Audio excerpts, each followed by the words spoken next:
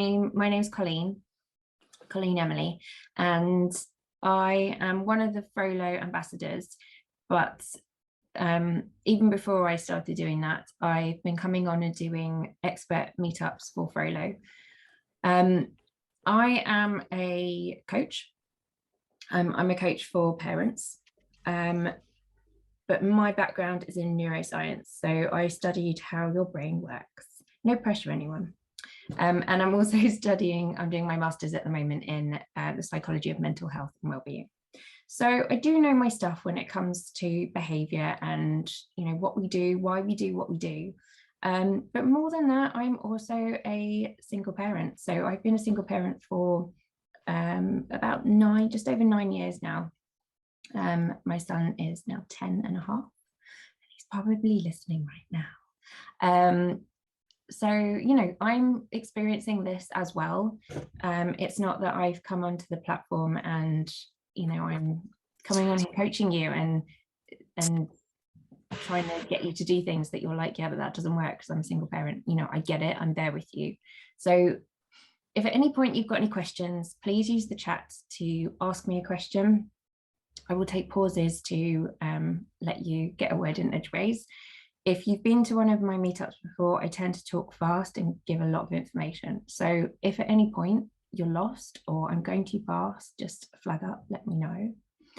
And likewise, if you've got something you want to share, then please do. Like, this is a community-led app. It is geared around what you guys need and what's supportive for you. So if you've got something you want to share, then share it.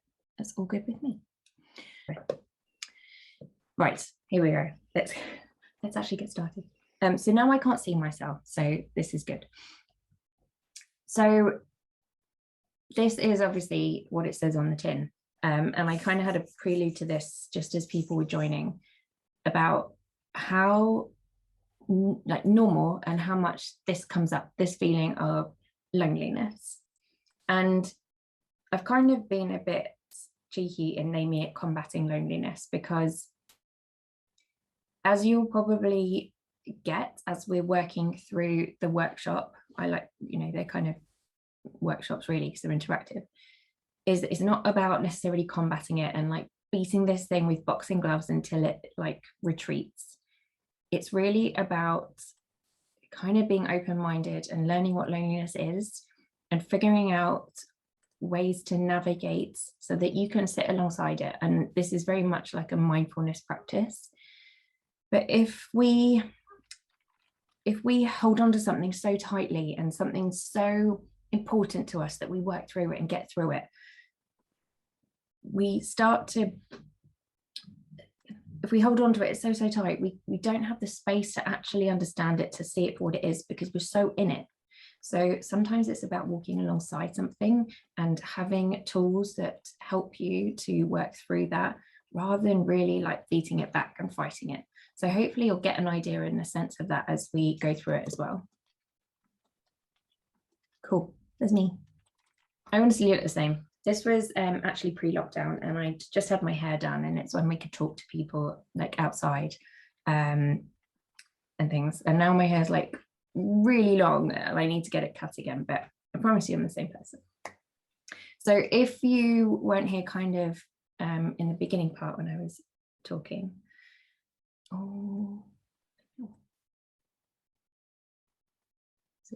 hang on, sorry, it's not letting me admit people here.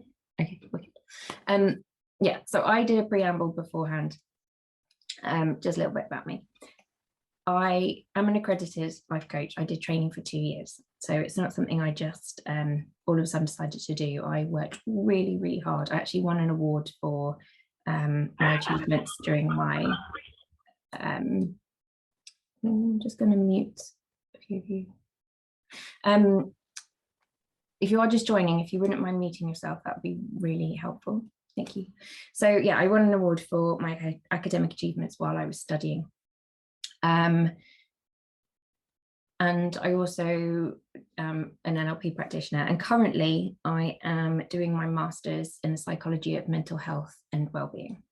And it's absolutely fascinating, and it's really building on my background in neuroscience and really helping the work that I do with clients. And ultimately that's what it is. And that's where I get really excited, is about helping other parents to achieve the things that they want to, and start, building emotional literacy, start building resilience, and starting to, find that place within themselves and find that joy. Because, we go through a lot of transitions and a lot of difficulties, and, having somebody there supporting you through that and knowing that you can do it, that's the best feeling for me. So I love it. And as I said, I'm also a single one, and have been for 9 years now. We are a great team. We have great fun. Obviously, there's trying times, as for all of us, but it's taught me so much, and I'm really quite grateful for a lot of the experiences.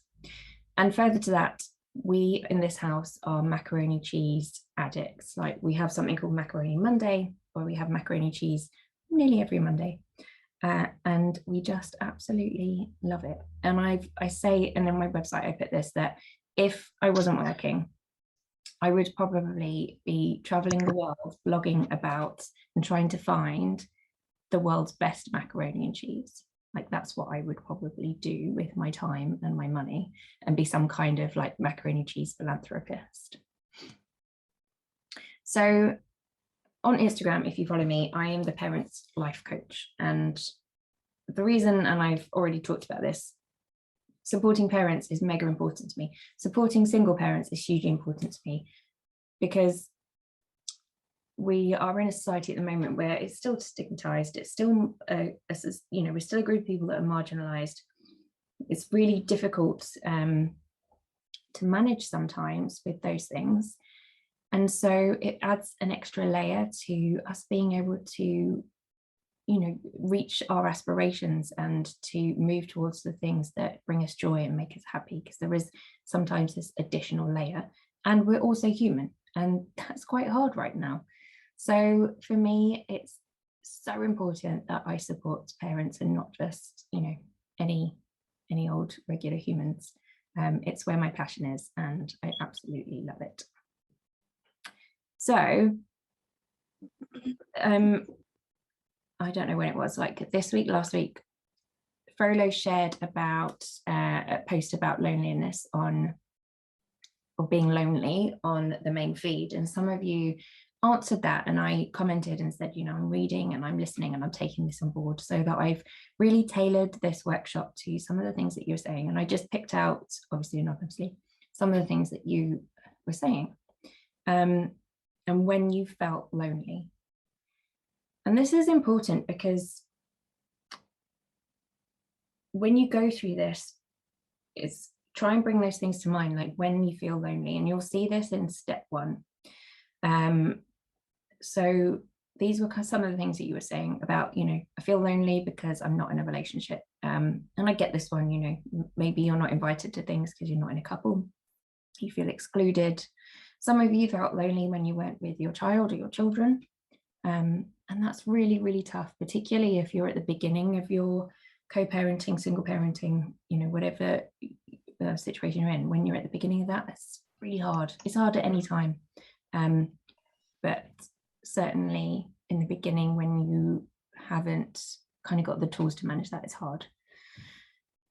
And then also the lion's share of decisions fall on a single parent.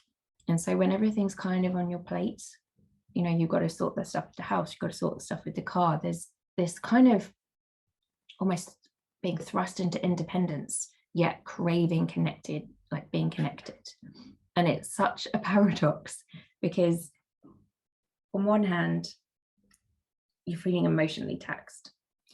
So you want to be alone to try and manage that. And then on the other hand, you want that, you crave being connected, and you crave that belonging, because that gives you support. And hopefully some of those questions as to why you feel that will be answered as we go through the workshop as well. Good night. Just small humans.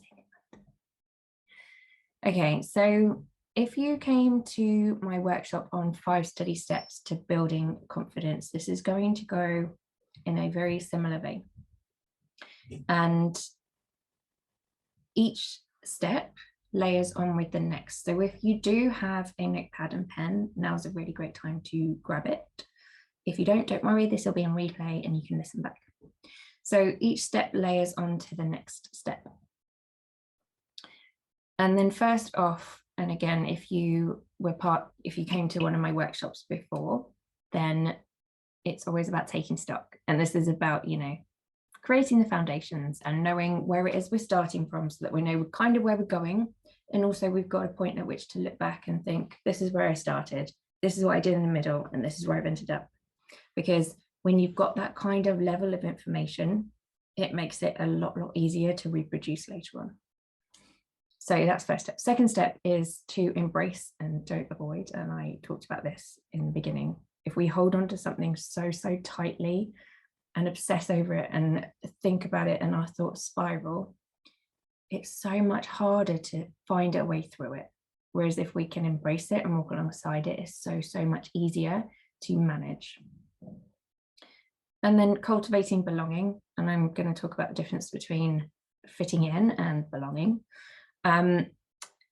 Step 4 is confidence and self-identity. And I'm probably, I know you're all on mute, but I'm sure some of you are audibly groaning at the sound of self-identity because it's a Marmite thing. Either people are like, oh, do I have to listen to this again? I know what I'm doing.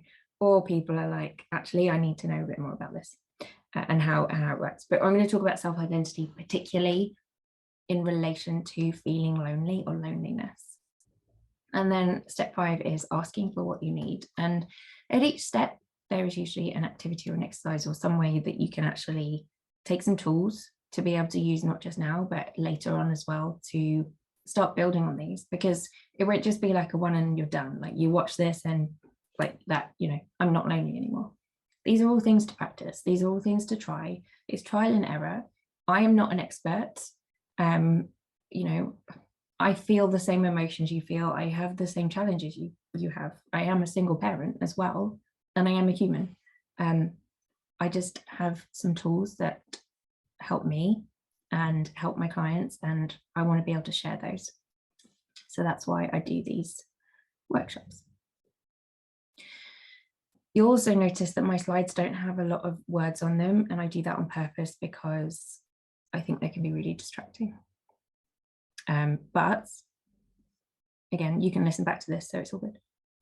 So, and I do have notes, so I will look at my notes. So the thing about loneliness is it can trigger an awful lot of emotions. It kind of can be that domino, you like flip the dominoes and they all go down. And it can really quickly make us feel overwhelmed because loneliness on its own isn't necessarily an emotion. It's kind of more a state of mind, and understanding the what, the why, and the how as to why you're feeling that way can really help you to work through it. So we're often as single parents and as parents in general in a situation where we don't have the time to spend sitting with these things to work them out. But sometimes we're in a position where we have lots of time and then we have this feeling of feeling lonely. So it's kind of this dichotomy of when you want to work through it, you don't have the time. And when you have the time, you don't want to work through it because you're feeling lonely. And often when we have lots and lots of time, we overthink things. So hopefully with this activity, you will hopefully make the time. And when I say time, like 10 minutes to work through this. And this is the activity. Well, I don't know what like a grown-up word for activity is. This is the tool, the technique.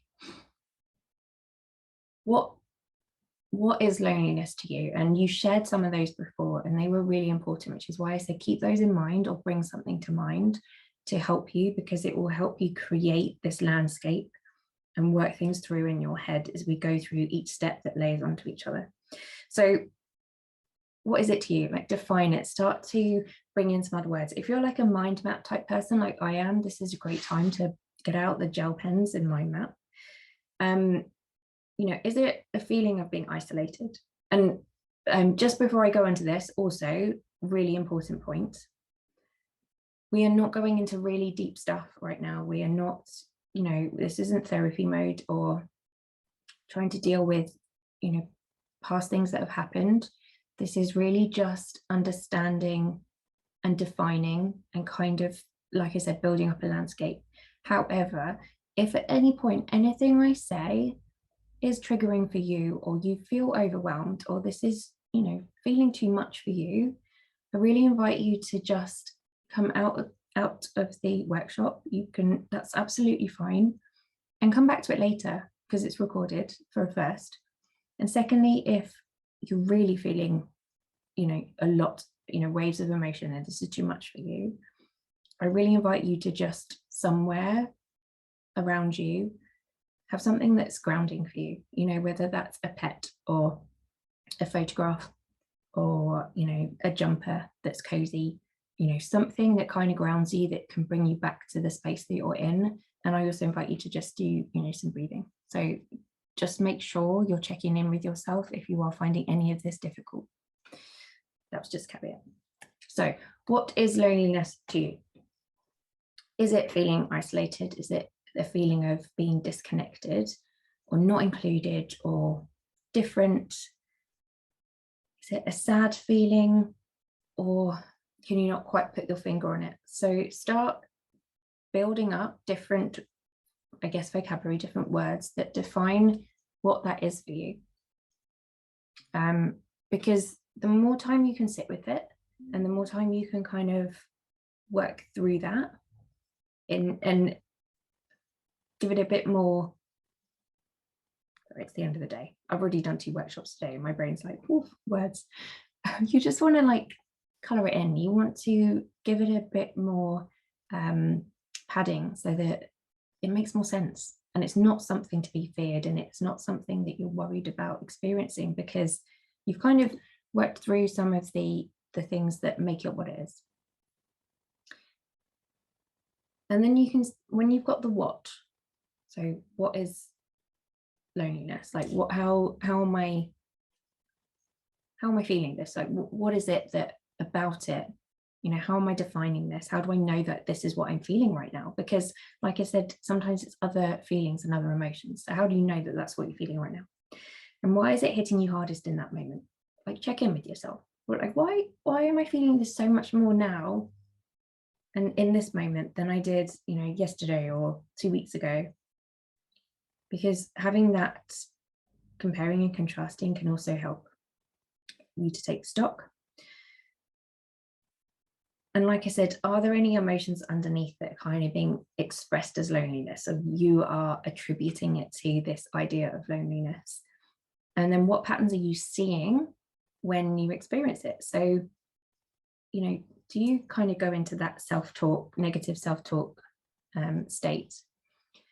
Do you start retreating? Do you kind of feel smaller and don't want to socialize with people, which again happens? Like you think that's a strange thing, but it happens, where we feel lonely, but then we go in on ourselves and we don't reach out socially.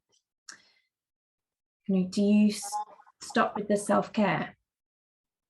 Or maybe you try and distract yourself and keep yourself really busy. I've seen this one as a technique as well. Like if I just keep busy, then I can just ignore it and it'll go away. And that often doesn't quite work. So this is, step 1 is really just about the foundations. And so, like I said, define it. What is it to you? Why is it hitting you hardest right now?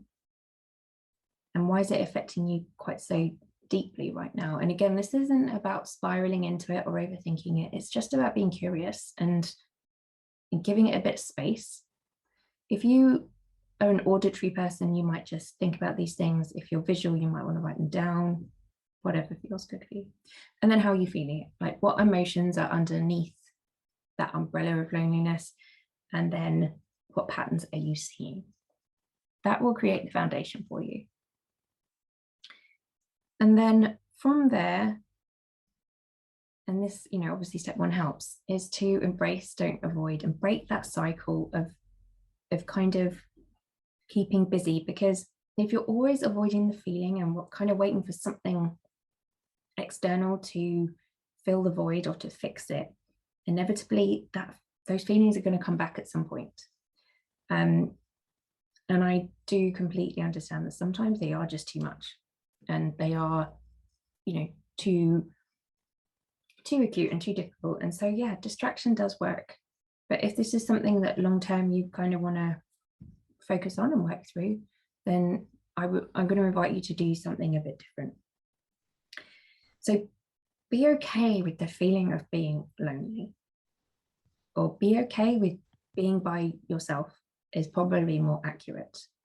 There is something really amazing in solitude.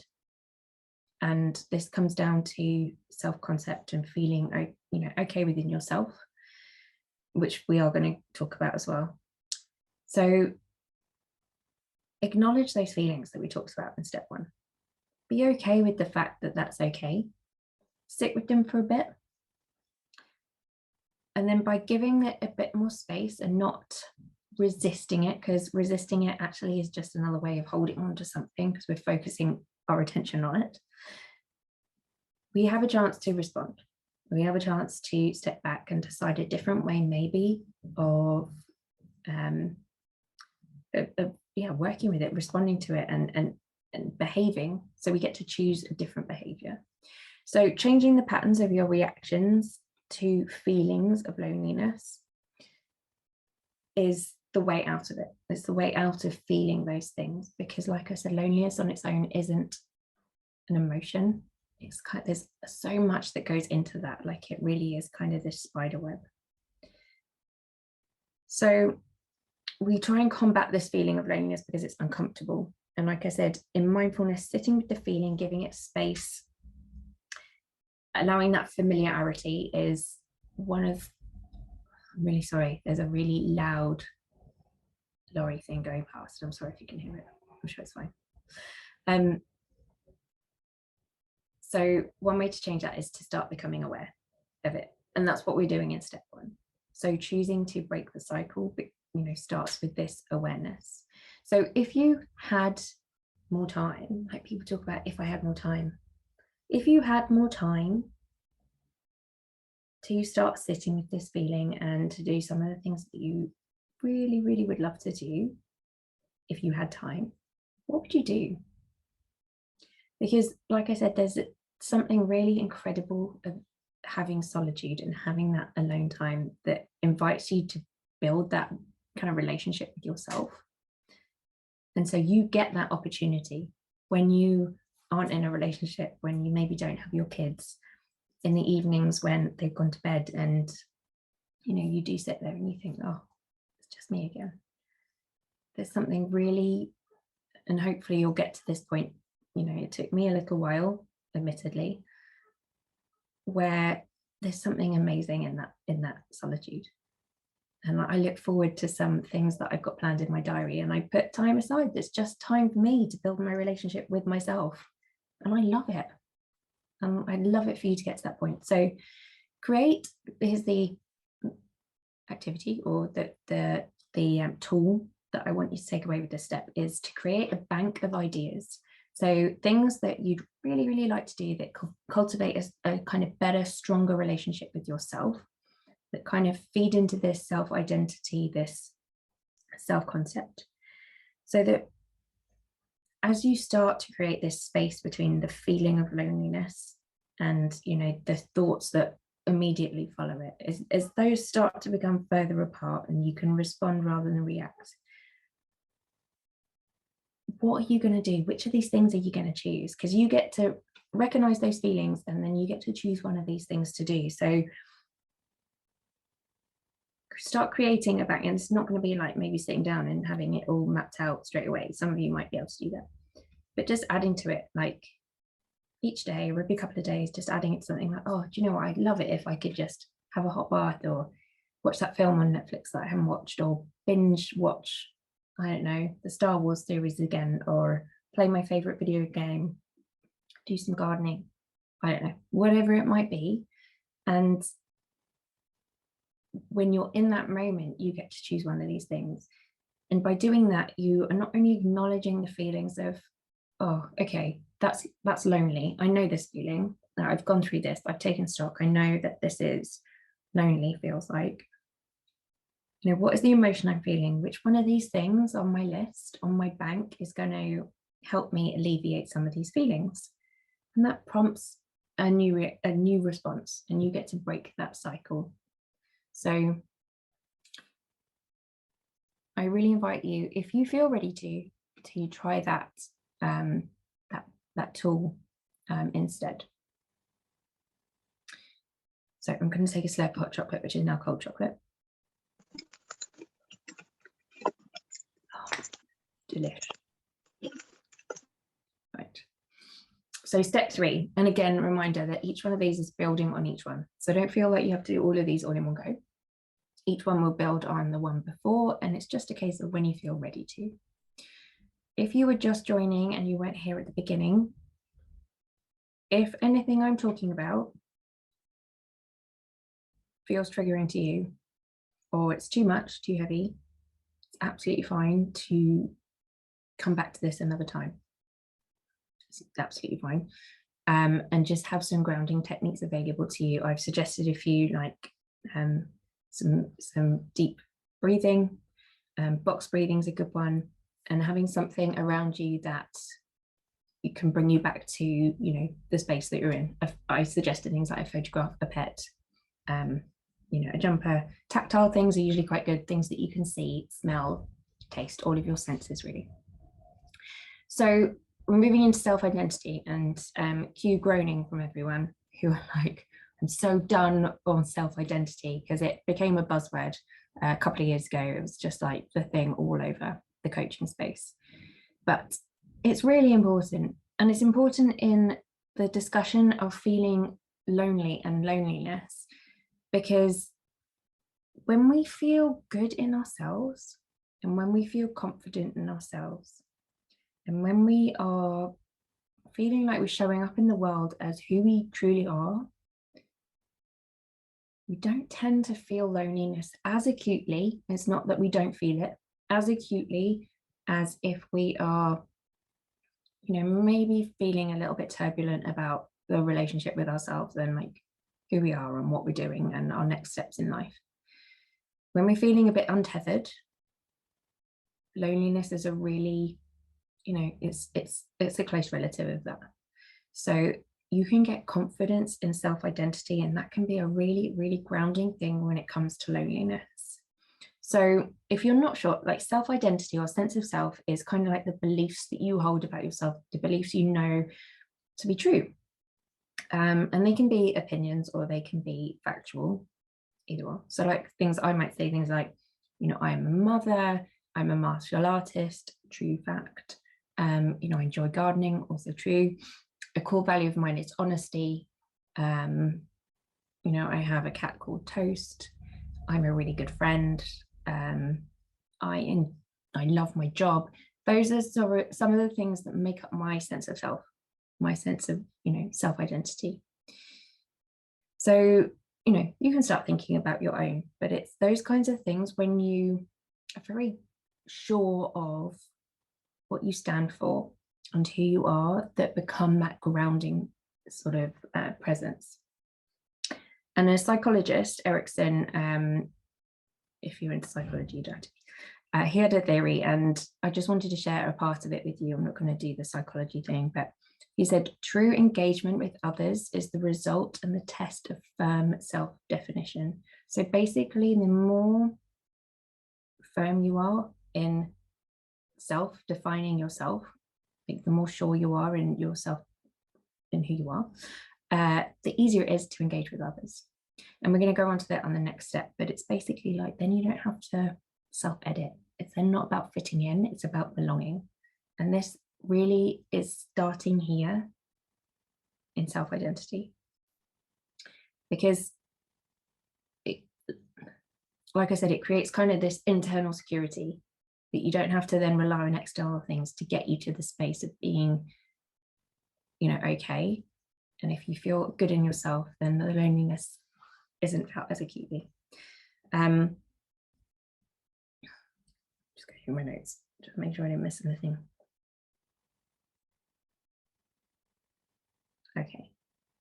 So that's really, there's no activity in this because I think the idea is that I'm going to be doing a whole other session on self-identity and steps to building self-identity, if that's something people want, and I'll probably do a poll on it just to make sure, because I don't want to be doing something you guys aren't going to feel any benefit from.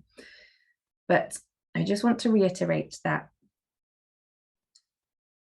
feeling confident in yourself and who you are and your values mean that when those feelings of loneliness do come up,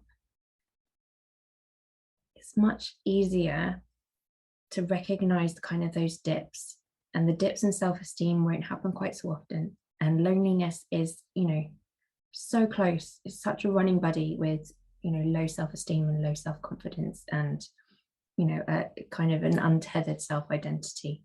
So like I said, there's no activity on this, it's so big, but it's just to help you kind of become aware that this is like a thing and it's part of it.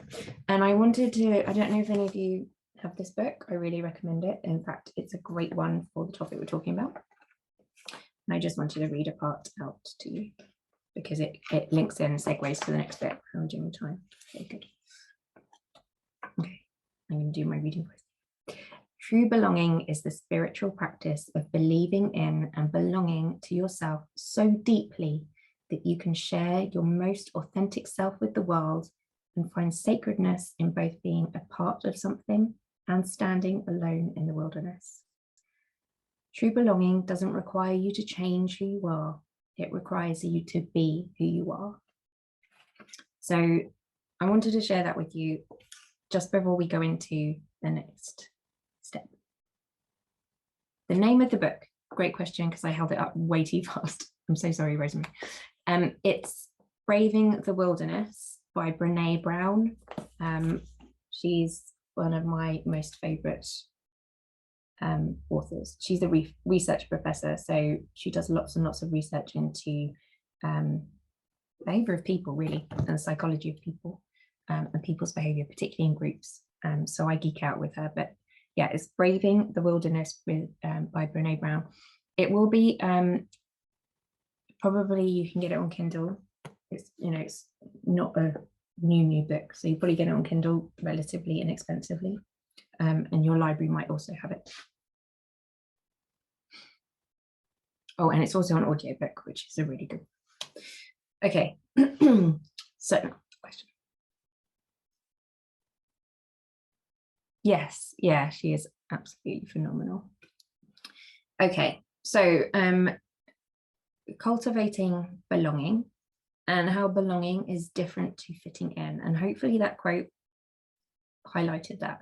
You know, fitting in is editing yourself to be part of something that maybe you don't want to be part of, and you are fitting in to be liked. Whereas belonging is like being home. It's not having to change your authentic self. It's not having to change your identity. It's not having to change your values. It is just being in a space that you feel like you're at home. And whether that is with people or whether it's not with people, and often it's that sense of belonging is not, you know, it's irrespective of whether you're with people or not. So when we feel lonely, it's really easy to think that it is, like I said, about whether you're with people or on your own. And that is the definition of being in a group or being alone. But loneliness is when you can be with tons and tons of people and still feel lonely, because it's an internal thing, it's not an external thing. And that's why I said before that waiting until something external fills the void is just a temporary fix. The feelings are still going to come back. So if we can cultivate this sense of belonging, then, you know, we are so much more likely to not feel the loneliness quite so acutely. And I did put there, it's about quality, not quantity, because actually that's massively important. it's not about the number of friends you have, it's about the connections you have with them. And Brene Brown talks about that in her book as well. So if we can connect with people on a much deeper level and have that quality, so it's not just a fine, hi, how are you, I'm good, I'm fine situation. It's much more deeply than that. It's a much more transactional exchange where we're starting to be vulnerable and share things and create that deeper connection. And sometimes we don't feel able to have more than that exchange with people for a lot of reasons. Sometimes it can be self-doubt, a loss of confidence, and then that means we don't cultivate this sense of belonging. So it can become this cycle to us feeling lonely. But there is such a positive link between a sense of belonging and great happiness and well-being. And in fact, there was this study done on college students, and they found such a positive link that their study got published. And, so it's this. I'm going to stumble over my words, but basically finding belonging and cultivating that. And, the fact that you joined Frolo means that you are you're already taking steps to find that sense of belonging. And coming to this, for example, this meetup means that you're well on your way to doing that. So finding belonging rests on a couple of things. One, being secure in yourself, step 3. And also starting to experiment and meet different people and find commonality. So find where you feel that sense of being at home. So part of it, like I said, is internal, and that is about self-identity. And part of it is about finding your people, finding your community. And so that is about trial and error and experimentation. And finding that belonging with people, building those relationships, is about being open and about being vulnerable and about being confident to be you without having to change or make little changes or edits so that you fit in. And having that sense of belonging minimizes those motivations, that cycle of feeling like you don't belong. So you don't have self-confidence, so you don't then go and try and socialize. So absolutely start thinking about belonging. And belonging is, before you start thinking, I shouldn't be feeling lonely because I do know, who I am. I feel very secure in my self-identity and all those things. That's part of the puzzle. The other part is, how you feel when you're with people. And belongingness, if you're familiar with Maslow's hierarchy of needs, once you've got physiological needs, and this is things like food, water, shelter, shelters and safety, when you've kind of got those really basic bottom rungs of the pyramid, the next one is belongingness. Like, humans need to belong. So don't feel bad about feeling lonely. Like, it's a human thing to feel. We're supposed to. It's something to motivate us connecting with others. So just use it as a tool and something that you can think, okay, I get it. It's something I'm going to work on, but I'm going to work in it at my own pace in a way that feels comfortable. Never force yourself or make yourself do something that is uncomfortable. Okay, step 5. I feel like I'm talking a lot. Okay, step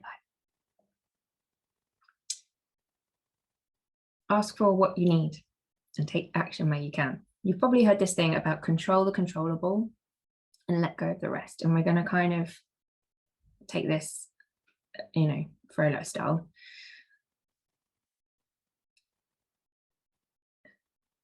And I want to just caveat this with, if the feelings that you're feeling are very, very strong, like if you feel loneliness often and it's not manageable, it doesn't feel manageable to you, then go and get some support. You can get free support from the Samaritans, from Crisis, from Mind, whatever feels appropriate for you to access that support. do that. There's nothing wrong or abnormal or different about you because you feel lonely. So please do reach out and get that support should you need to. If it is manageable for you, but there's things that you want to work through that you know going on in the background that makes this more difficult, this kind of stuff, actions that I'm talking about more difficult, then that's the kind of situation where you go and look for a coach or you look for counselling, depending on what the outcome is that you want to do. And again, I'm very happy if anyone wants to chat with me on Instagram or chat with me through Frolo about what that looks like or where you would go to get that kind of support. So that was just to caveat that. So I'd like to invite you to think about what your social needs are. So what would support you in not feeling lonely? So in step one, we laid those foundations. We looked at what defined loneliness, like what was the kind of the emotions underneath that feeling, and when you felt it and why you felt it. So what would be the best scenario for it to look? What would it look different? How would it look differently? You can tell it's getting late. How would you like it to look? What would be different about how it is to how it is now? Write out a list or a mind map, like I said, however, or just think about it.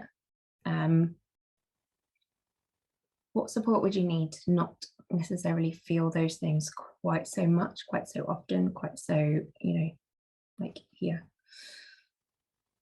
And then look at that list or that mind map. Look at which things are currently, with your current level of resources, controllable.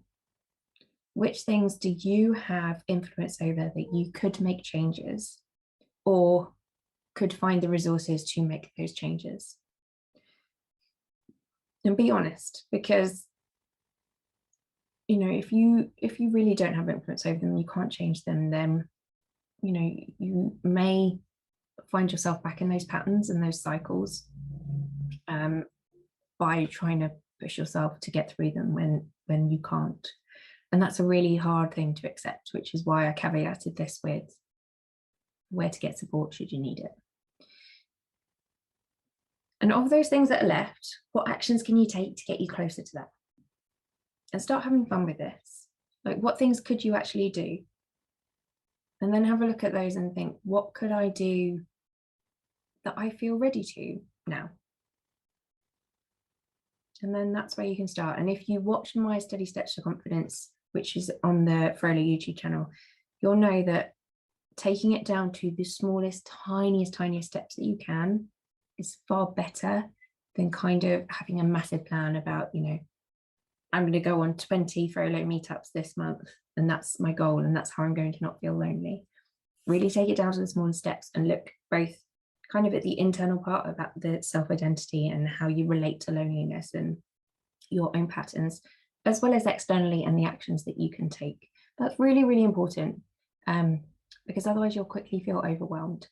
And I don't want that for any of you. Like, I want you to feel empowered, and I want you to feel excited about taking these steps and about what you could do and about what that means. And I want you ultimately to feel content in your own company and excited about being able to spend time with yourself. That's what I'd love for everyone, really. Okay, so how do I do? Oh, yes, nailed it.